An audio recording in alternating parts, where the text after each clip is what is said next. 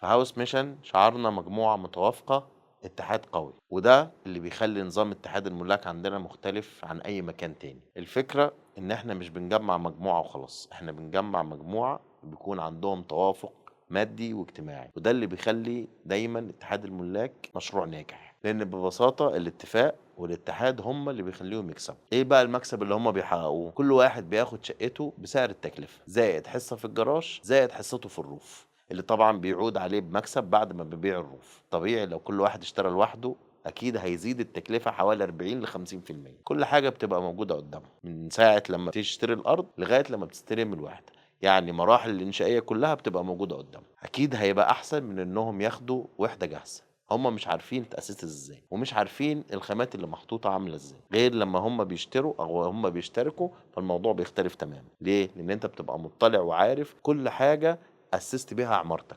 لو عايز تكسب زي الناس اللي كسبوا انضم لينا في هاوس ميشن وكلمنا دلوقتي على الارقام اللي موجودة في الشاشة.